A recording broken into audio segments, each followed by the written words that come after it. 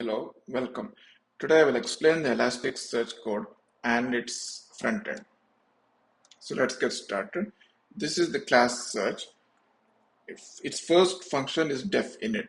It connects our Elasticsearch cluster using our Elastic Cloud ID and Elastic API key. These are environment variables stored in the .env file. After authentication, it makes a successful connection and prints connected to Elasticsearch as shown here in our terminal.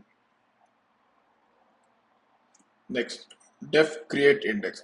It deletes the index if the same name was already present, and it creates a new empty index with that name. Next, insert documents. It creates a bulk request to insert many documents at once, and it sends them to Elasticsearch for fast indexing. Next, def reindex recreates the index from scratch, and we'll be doing this many times in the program. Loads the documents from data.json and inserts them to Elasticsearch.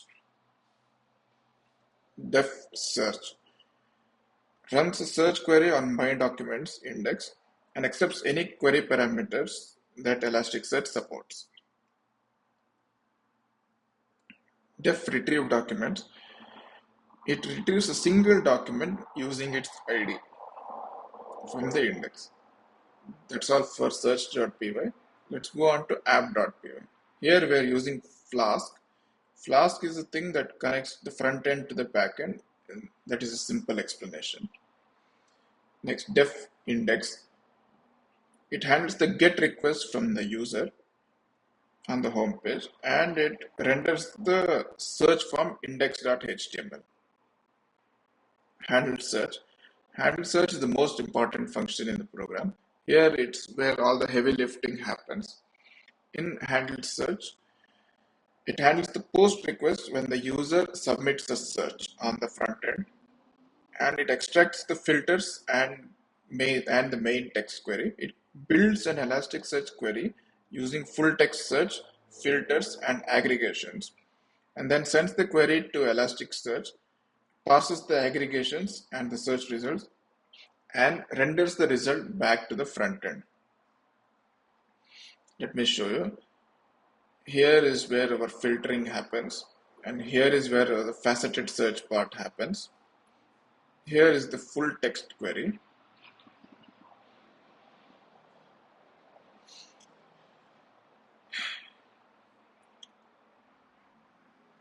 That's it for this function. Next, moving on to get document. Retrieves a single document by the ID from Elasticsearch, splits the document's content into paragraphs, and it renders it on the front end. Def reindex, a CLI command flask.reindex.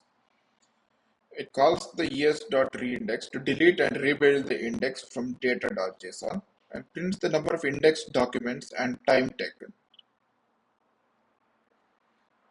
Extract filters parses the user's search string for optional filters, for example, category or year, and converts them into Elasticsearch filter clauses and removes the filters from the user's query text.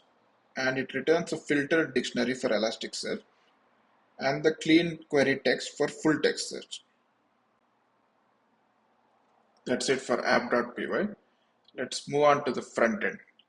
Here, as you can see, I've entered work from home and it has showed me many results. This is the base first page.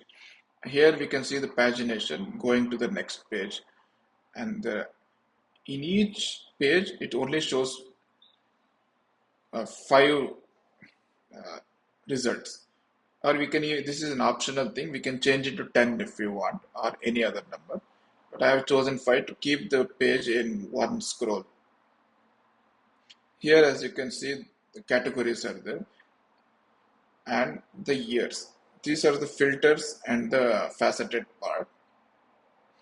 If we enter SharePoint, only the results which have the SharePoint in their category name are displayed and the others are left out.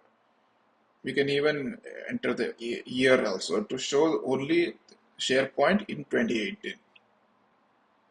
Let's go back. Let's try another thing. Let's go for teams.